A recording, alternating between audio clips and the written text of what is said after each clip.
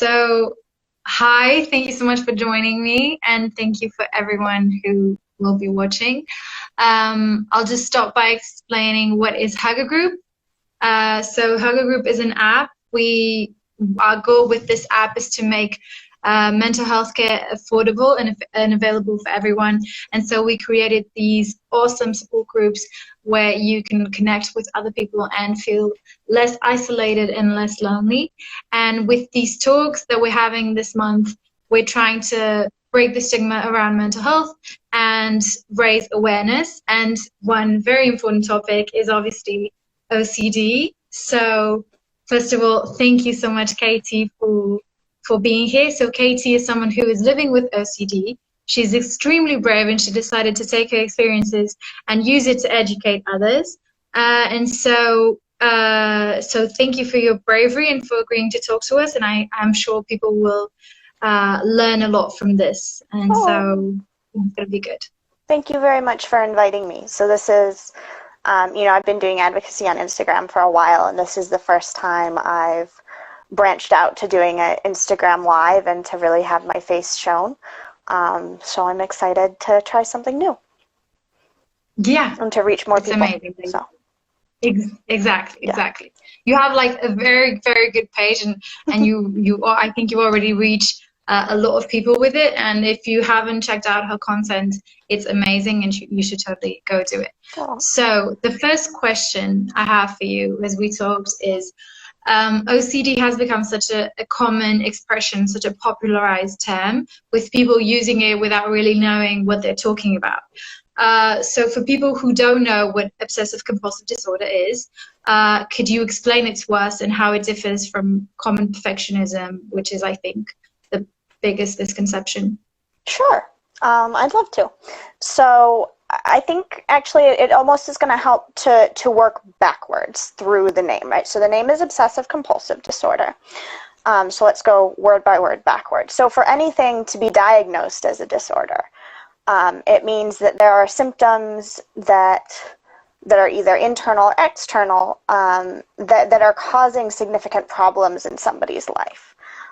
So in the DSM, there's like loads and loads of symptoms, and everybody has some of them. Nobody's going to get diagnosed with anything unless the symptoms they're having are causing significant distress and significant interference in functioning. So that's the disorder part. For anything to be a disorder, that's the basic criteria. So then there's the compulsion. So compulsions are repetitive mental or physical behaviors. So a behavior is anything you do intentionally. So that can be something external that people can see, like opening and closing a door, or washing your hands, or erasing and rewriting something. Or it can be something that happens in your mind that you still do intentionally. So like counting or praying, or saying a specific phrase over and over, or looking back through your memories to try to find evidence for something. All those things take effort. And so a compulsion is an effortful behavior that is done repeatedly. And so then there's the obsessions, and obsessions are worries, but they're a particular kind of worry. So like generalized anxiety, people have worries about regular life sort of things, work, school, their kids, their health, and those worries are excessive, but they also are kind of still connected to reality. You can sort of say like, okay, I see what you're worried about, that makes sense, it's just you're too worried about it, it's bothering you too much. Obsessions are excessive worries, but they're also worries that to somebody with a neutral perspective seem really irrational. So they're worries that are in a way unusual or sort of disconnected from the regular things that people worry about. So for example, being worried that if someone's worried that they're going to get AIDS from a toilet seat, right, that is disconnected. So it's about health, but it's disconnected from sort of a reasonable worry. or if somebody is worried that, their grandma is going to die, if grandma is not aging and near death, but you're just like worried every day that she's going to get in her car and it's going to explode, that's disconnected. So obsessive compulsive disorder is when somebody has obsessions, right? So worries that are excessive and irrational, combined with compulsion. So those worries cause distress and lead to repetitive, effortful behaviors. And those two things combined meet the disorder criteria of causing significant distress and interference in functioning. And that's really different than sort of average perfectionism, because most perfectionism doesn't meet those sort of three key parts. Yeah, at all, actually. That's such a perfect explanation. I think that was wonderful. So people, if I can add to it, a lot of people go like, oh, I have such OCD. I like to color coordinate my wardrobe, or I like to arrange my pens in order.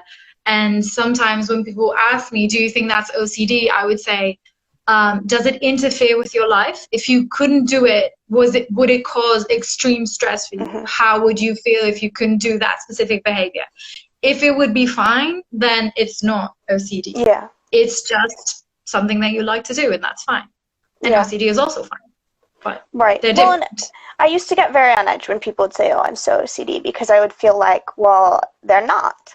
And what I've learned over the years is that, yeah, most people saying, oh, I'm so OCD, don't have OCD, and have a misunderstanding of what it is. But there's plenty of people that are using that phrase because that's what they've heard other people do, but what they're describing are actual OCD symptoms.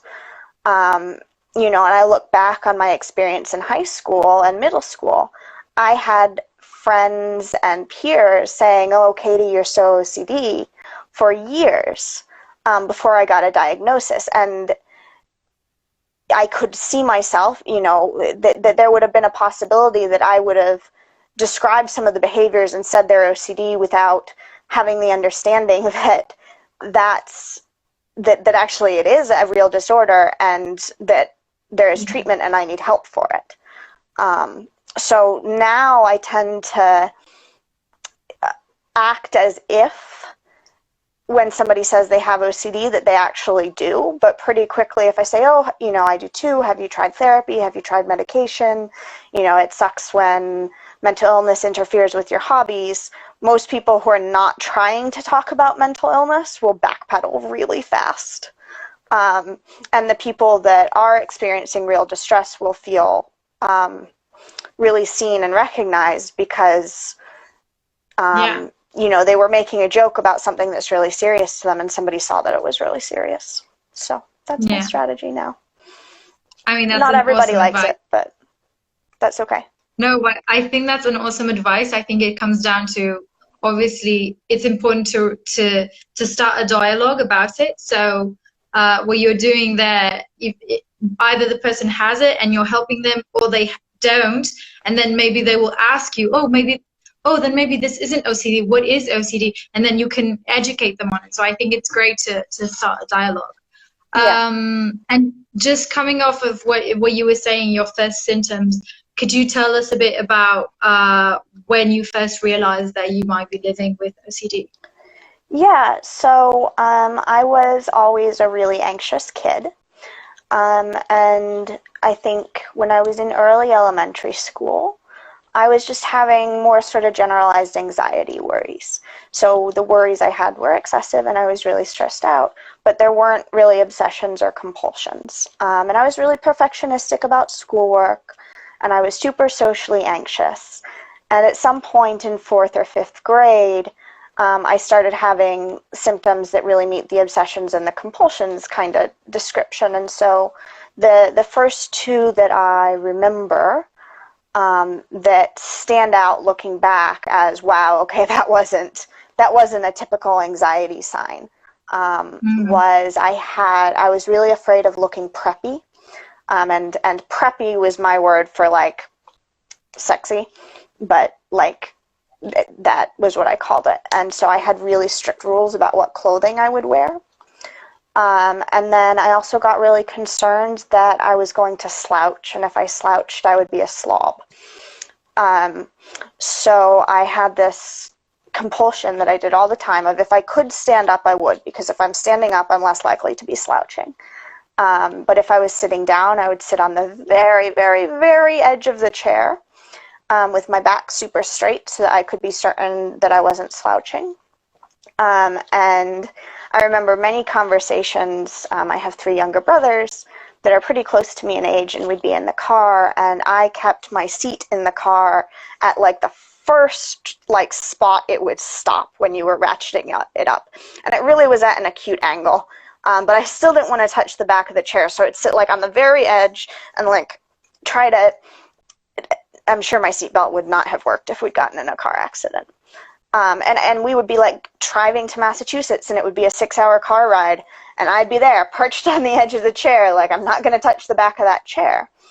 But at the time, I saw it as normal.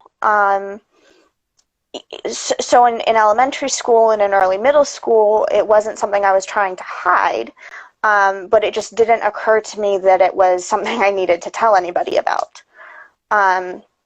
As I got older and became a teen, the symptoms increased, and I started to realize that they were unusual and other people didn't have them, and then I was actively trying to hide them.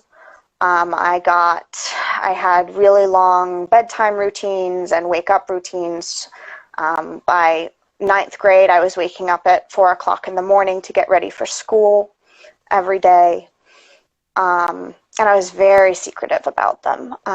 Number compulsions, was scared of prime numbers and thought perfect squares could cancel them out. A whole lot of like religious scrupulosity stuff, being a good or a bad person. Kind of the whole boatload of things. The only thing I haven't sort of, there's a variety of things I haven't experienced, but the big one is I've never had contamination fears. So I've never had the fear of germs and like hand washing that people typically think of. And just for people who may not know, religious scrupulosity could be defined as basically the rules that you're given in your religious teaching, you just take it to the exactly as they tell you, and you never break that, basically. Right. So I can give a couple examples. The 2 that come to mind are at some point, and my family is not super religious, so that's important to realize here. Is at some point in Sunday school, one of the teachers said that, and I really dislike this teaching, but what we were taught was that, God came first, and after that you always put others first and yourself last. And I was very literal, and it was like, okay, if I'm setting the dinner table, I need to set my spot last. If I'm walking with my family somewhere, I need to walk behind everybody so that I'm last, because you put others first and yourself last. And then sort of similarly on the overly literal line, in middle and high school, I had a sort of really complex praying rituals because I was told that, well, prayers are letters to God. And it's like, okay, well, if it's a letter, that means I need to picture every word in my head. So I would be spelling out these prayers, and then I got it somewhere in my head that I had to pray for everybody that I had talked to that day. So I was trying to do these elaborate prayers, praying for everybody I was talking to. But I had really bad social anxiety, so then it was just like, easier not to talk to anybody, so then like it's shorter. But if I thought of anything extra while I was praying or I got distracted, I'd have to start the prayer over. And again, that's something that like, from what my parents were seeing, they read us a book, kissed us goodnight, tucked us into bed, and I'm in my bedroom. And like, there was no reason. I mean, if I'm in my bed doing these sort of praying rituals, there's no way for them to find out about it unless I said anything. And like I said, at first it didn't occur to me to say anything. And then I realized like, oh no, this is weird. I don't tell anybody about this. Like, this is something I keep secret. Okay. And when you started treatment, when did you first hear about treatment options? What did you learn about? So I kept everything hidden until just after my sophomore year of high school. I was really depressed and I was self-harming, and a friend convinced me to go to the town's youth center to get some support. And when I got there, I checked and I said, I don't want my parents to find out about this, promise me you won't tell my parents. And they promised, which they shouldn't have done, because, and now I'm a clinician, or an almost clinician now, and I know that that's a promise you're never supposed to make. Yeah, Because it's because not in one some cases you it's do not one have. you can keep. Yeah, yeah, So they told me they wouldn't tell my parents. So I explained everything that was going on, the rewriting compulsions, the bedtime routines, the self-harm, just sort of all of it. And they said, okay, now we need to call your parents. So I was really lucky that first clinician I saw correctly diagnosed me with OCD. And my family is very privileged. We have the income and we have the education, and my parents were able to find out, that I needed exposure and response prevention treatment. And they found an outpatient child therapist in the area that was willing to do that with me. But I don't know that I was even not ready, because I don't think anybody's really ready to do things that scare them. But I wasn't convinced that it would work. So I would go to therapy and I would sort of say I had done my exposures, but I hadn't really done my exposures. Or I had done them, but switched to a sneakier compulsion that nobody could see. So instead of doing a visible compulsion, I would just switch to a mental compulsion. So it really didn't work. And it wasn't until I was admitted to the Rogers Behavioral Health adolescent OCD program when I was 17, their residential program, that I was willing to start ERP actively, because I saw it working for other teens. And I was like, okay, if they can do this, I can do this. yeah, Plus, I want to go home, and the only way to go home is to buckle down and do the hard stuff. So I did. yeah. Okay. And for people who don't know, what is ERP? How does it actually work? Yeah. So in general, a type of therapy that is effective or is proven effective by research for many different disorders is called cognitive behavioral therapy. And the basis of cognitive behavioral therapy is the belief that your thoughts and your behaviors, which are your actions, and your emotions are all connected. So if you want to change how you feel, the way to do that is to change how you think and to change how you act. So CBT is applied for OCD, but the particular behavioral component of CBT for OCD that is absolutely necessary is exposure and response prevention. So exposure is when you intentionally trigger an obsession, and doing that gives you the opportunity to do response prevention. And response prevention is when you choose not to do the compulsions or the avoidance.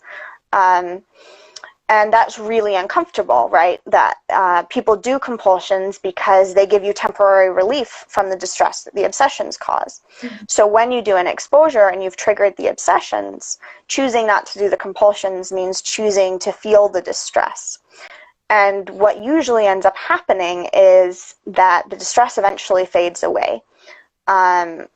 It's like if you get into a cold pool or a lake, at first you're freezing cold. And if you're freezing cold and you get out right away and dry off in a towel, you can feel warm again. But if you get in the lake again, you're going to be freezing cold. And you could do that 100 times and be freezing cold every time. But if you go in the water and you stay in the water, at first you're freezing cold, and then your brain figures out, hey, I don't need to keep reminding you of the temperature. And so you start to feel warmer even though the water's temperature hasn't changed. And that's what happens in exposure and response prevention. And right, the response prevention really is the most important part. Exposure just creates the opportunity to do response prevention. The response prevention is what changes your brain. Okay. And I also wanted to know, how was your reaction to it? Like, how long did it take for you to get accustomed to it, but actually work for you? And what other treatments and options have worked for you? Um, so I started making progress really quickly when I was in residential. I just sort of was like, okay, I'm doing this. In some ways, the first ERP practices are the hardest because you don't know what to expect and you haven't built confidence that you can handle it yet. Um, I think I made early in my treatment after I had started residential. I made really fast progress. As I moved on, right now it's been 11 years since I was discharged. The progress has slowed down. And sometimes I'm really torn up about that because it's like, why am I not progressing faster?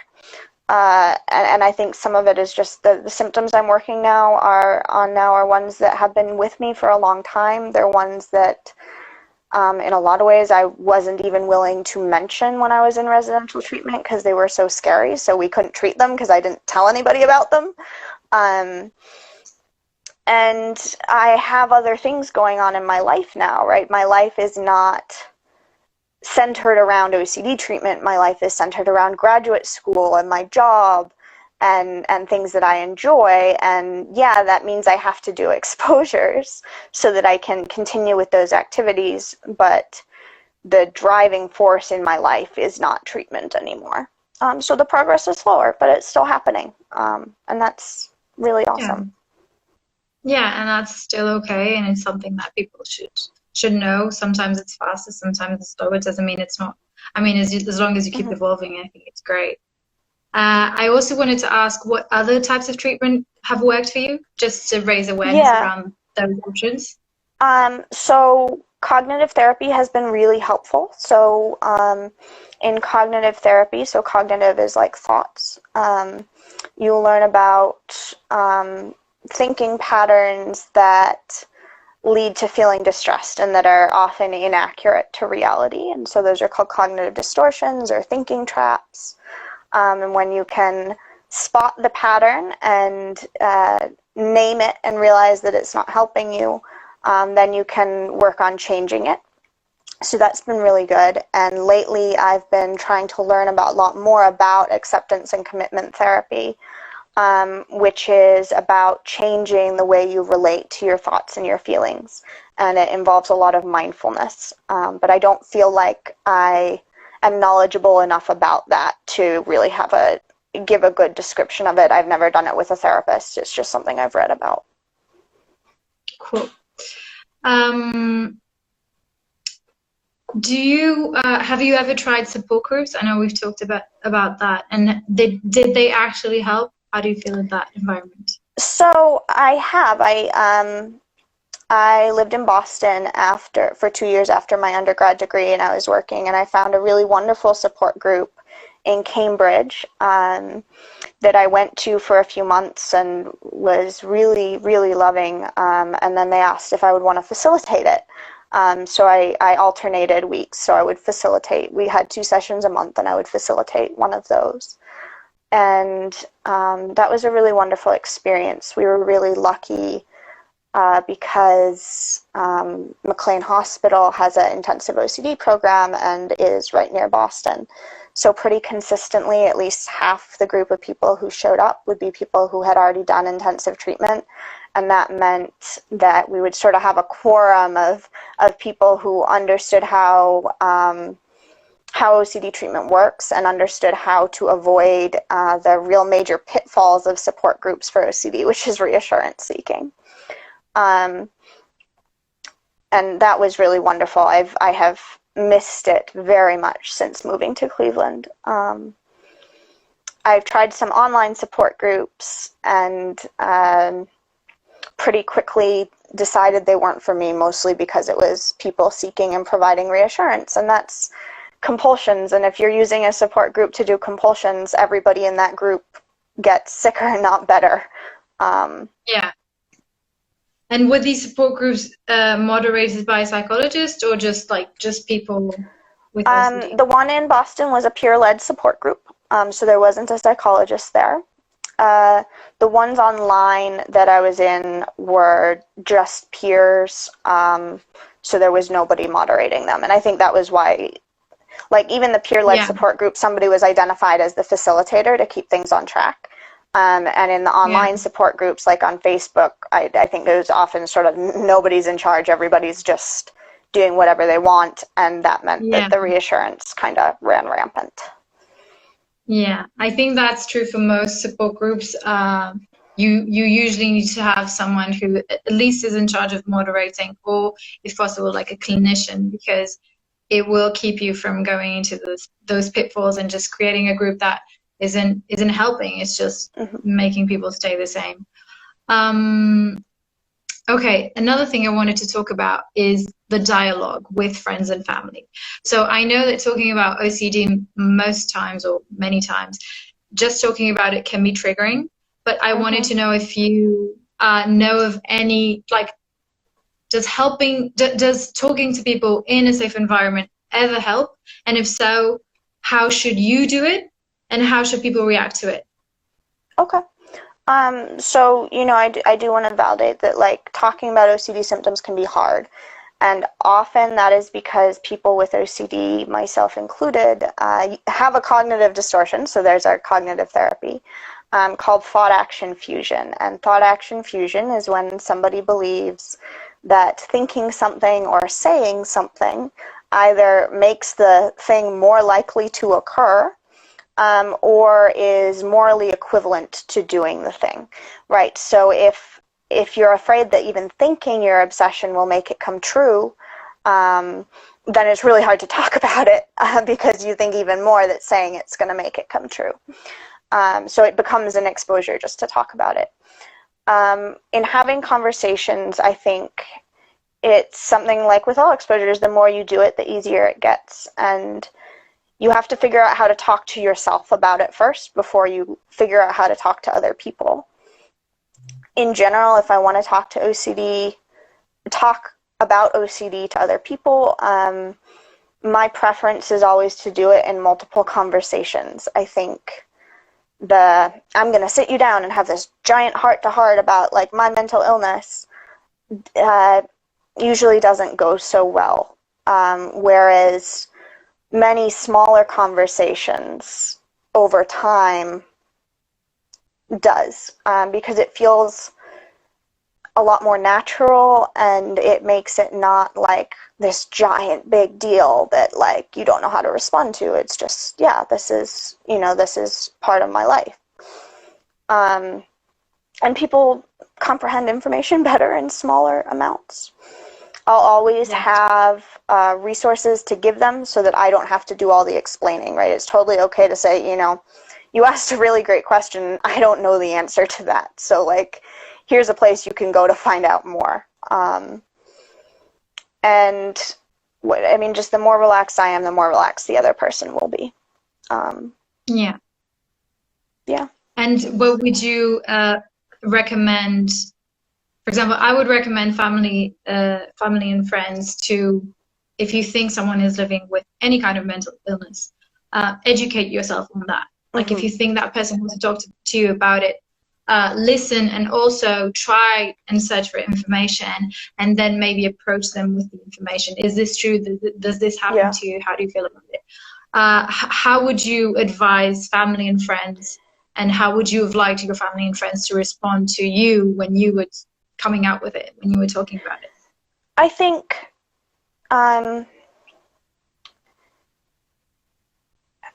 what feels the best to me as somebody talking about my symptoms is when people listen and they don't try to dismiss the thoughts, right? Because it's really, to somebody who doesn't have OCD, like, I don't know, I remember I had one obsession for a while in high school. It was like when Twilight was a big thing, right, with the Yeah, vampires, and it was near Halloween, and I got tied up in knots that I was going to turn into a vampire, or maybe secretly I wanted to be a vampire.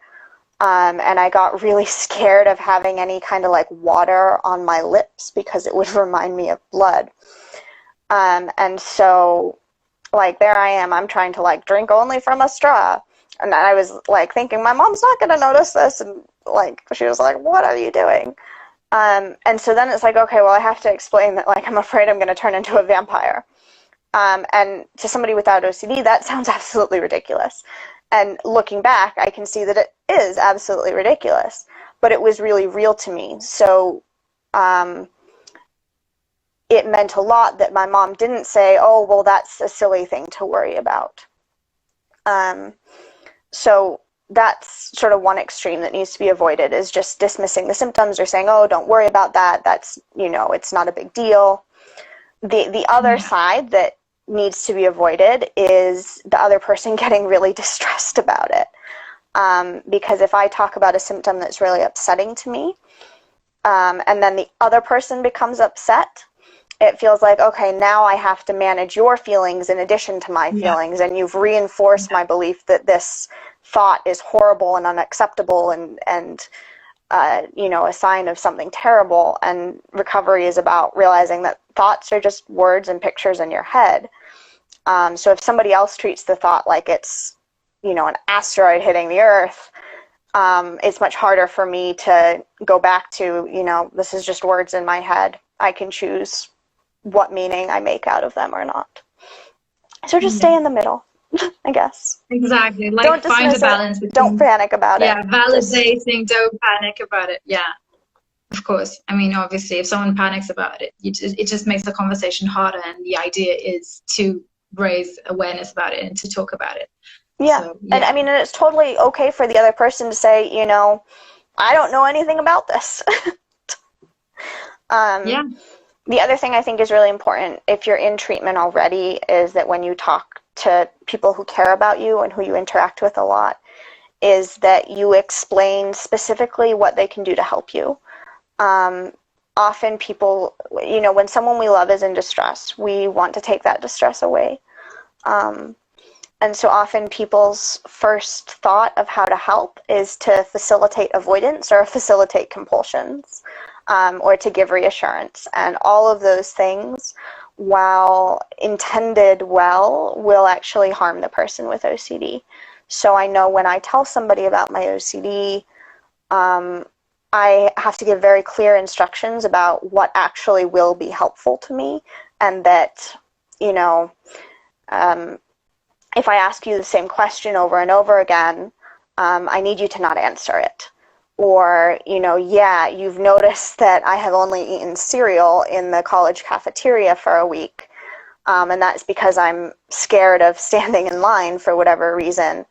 And I get that you want to go get my food for me, but if I let you do that, like that would feel better right now, and I would love to eat something other than cereal, but if I let you do that, you're removing the natural consequence for me that's eventually going to motivate me to say, you know what, cereal sucks, I want some real food.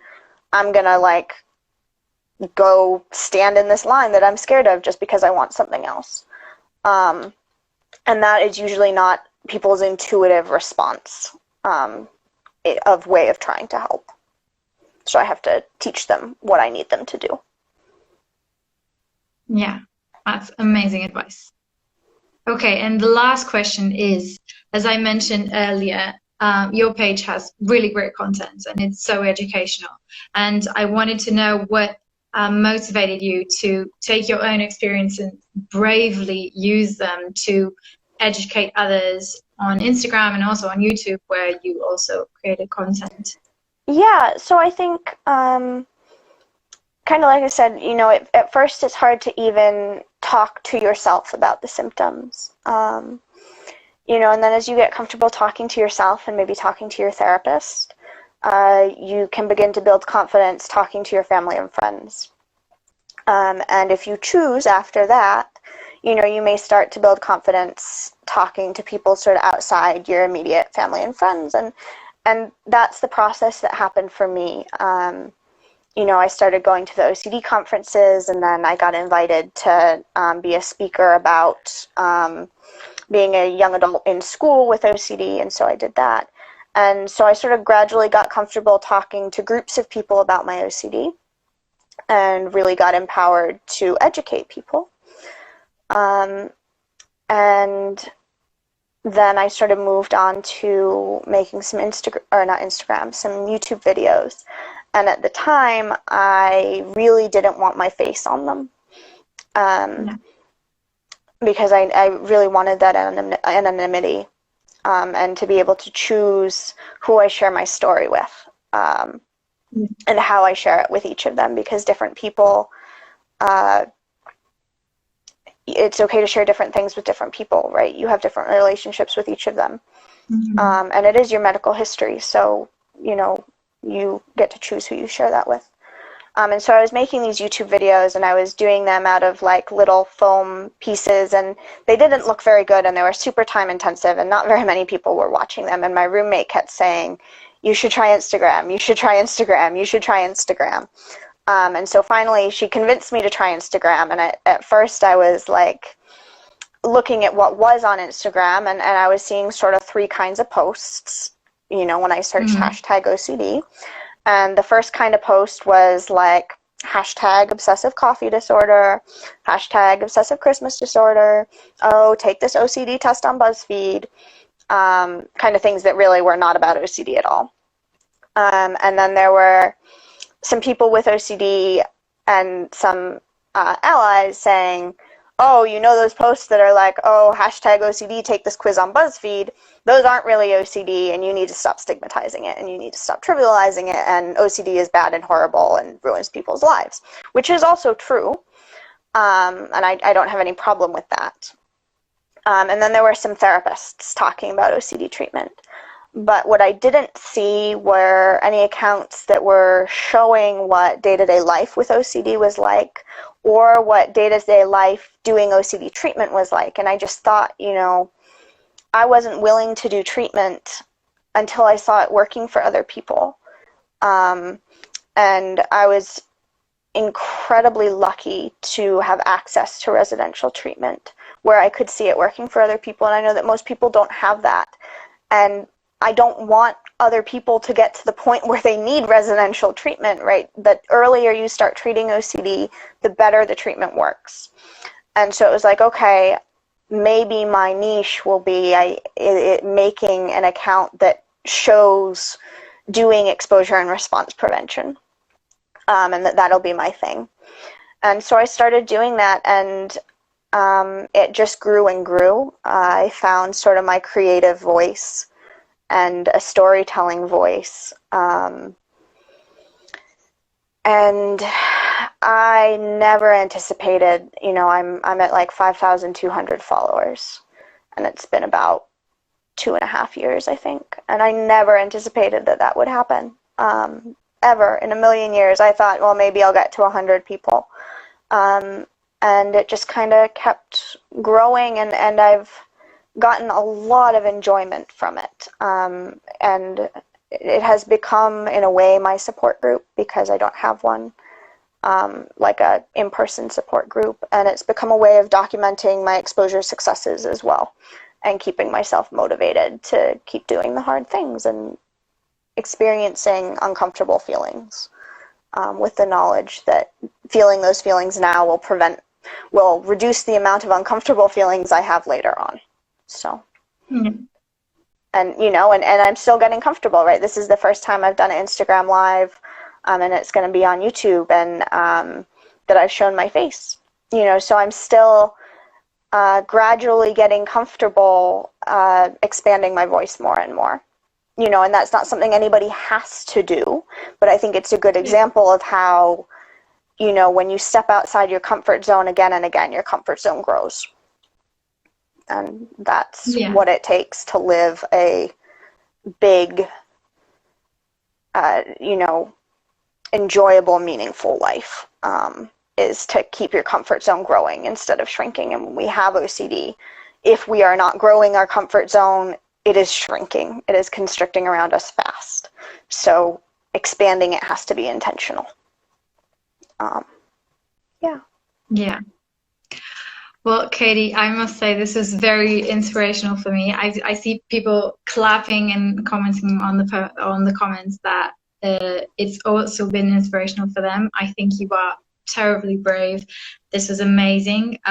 Every advice that you've given on this talk, I think, is so educational, just so brilliant.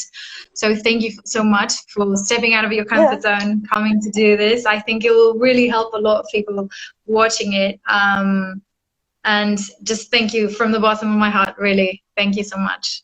Well, you're welcome, and thank you. And I want to say to everybody too, at this point in my Instagram, I am doing my best to reply to direct messages. So I would love for you to follow and, follow Hug a Group as well. But there is a vibrant and thriving OCD community on Instagram, and there's lots of ways to participate in it, right? Just following a feed is participating in the OCD community. And whatever kind of participation you want, I think you will benefit from it, and other people will benefit from it. But most importantly, you will benefit from it. And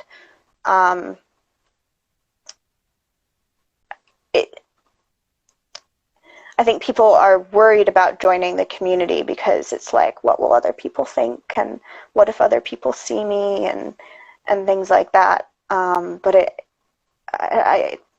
it has been a great benefit to my life and my treatment, and I really wish and think that it will be for other people as well if they, make the jump to get involved, because there are people who get it, and there are people who understand, and you're not alone. And there are people who will celebrate your successes with you, even if that success is like, I opened the door to my bedroom today. Like, that can be a success that we can celebrate and that you deserve to celebrate. And there's a community that will do that with you.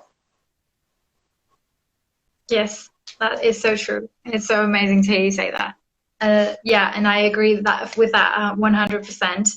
Join a community in whichever way you feel comfortable, and just start following Katie's lead. In a few years, maybe you'll feel comfortable enough to talk to people about it online. Who knows?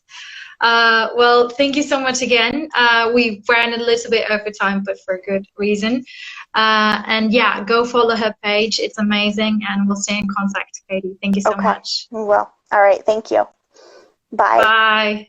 I was going to wave my hand, but I've had my hand in silly putty the whole time, so I'll wave the silly putty. And the other hand is holding my phone, so.